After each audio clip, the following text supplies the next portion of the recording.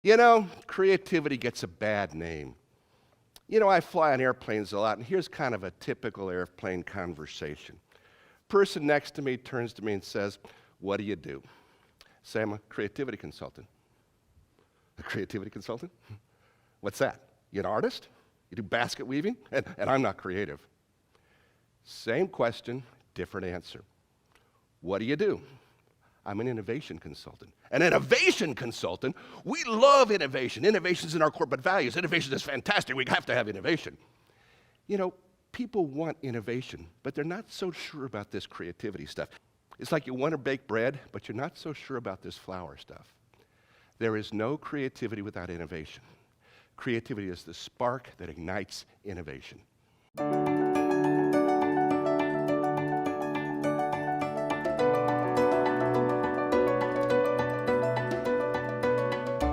I'm Dr. Roger Firestien. I'm the senior faculty at the Center for Creativity and Change Leadership at SUNY Buffalo State. I also own a company called Innovation Resources. I help people to create ideas on demand. I help people to become deliberately more creative. This is a ring gear from a Chevy truck. A ring gear takes the power from the engine and puts it to the back wheels. The way you make a ring gear is you take a hot piece of metal that looks like a donut, put it in a press, put it in a die, put 50 tons of pressure on it, and a ring gear comes out the other side. That was until a few years ago with a General Motors plant in upstate New York. Unfortunately, what was happening was the ring gears were getting stuck in the dies.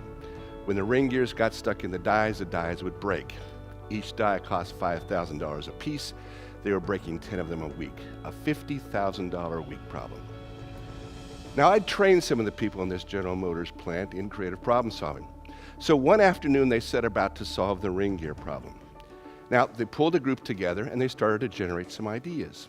And as they were generating ideas, one of the people in the group said, "You know, we got a sticking problem here. My wife's got this vegetable product called Pam. You spray it on the pan and the vegetables don't stick to the pan. Why don't we spray the dyes with Pam?" Now, there was a chemical engineer in the group and he said, "You know, Pam probably won't work, but a soap and oil solution just might do it." They get 50 cents worth of solution, a $1 spray bottle, they spray it on the dyes don't break. $1.50 saves this company $50,000 a week. Now, how long did it take them to come up with that idea? About a half an hour. Why? Because everyone in that organization was trained in creative problem solving. Study of creativity and facilitating creativity, helping people to be more creative has been my life work. My vision for creativity in my life work is to keep creativity simple, make it practical, and help people to apply it in their world. Creativity is a competitive business weapon.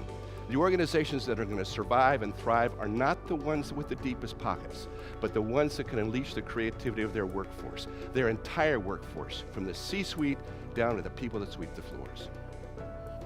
All the work that I do, all the books that I write, all the classes that I teach, all the clients that I work with, the work that I do with them is based on research and validated methods.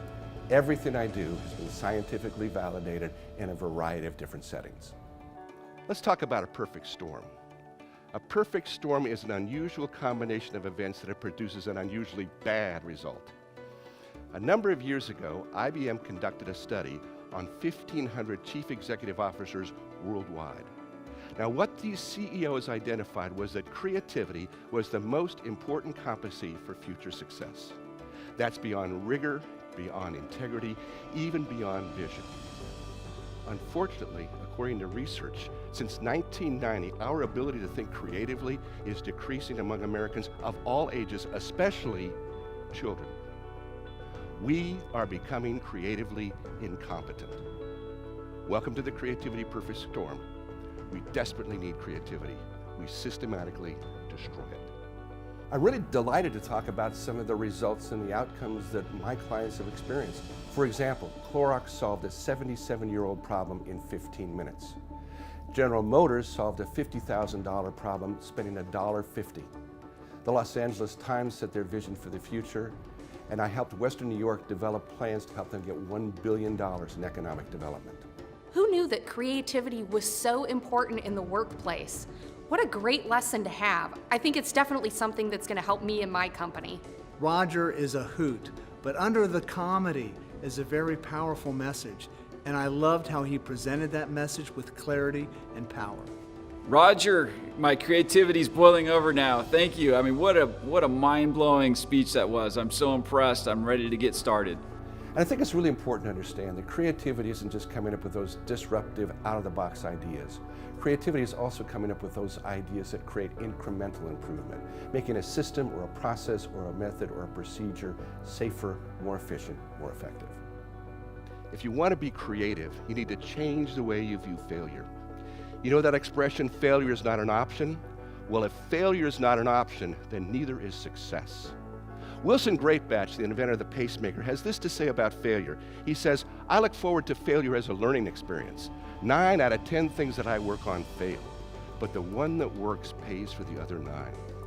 There's another expression, trial and error. Well, I'd like you to change your thinking about trial and error. I'd like you to change your thinking from trial and error to trial and learn. Because whenever you do something, you create a result. It might not be the result that you anticipated, but the question is, what can you learn from that result? So change your thinking from trial and error to trial and learn.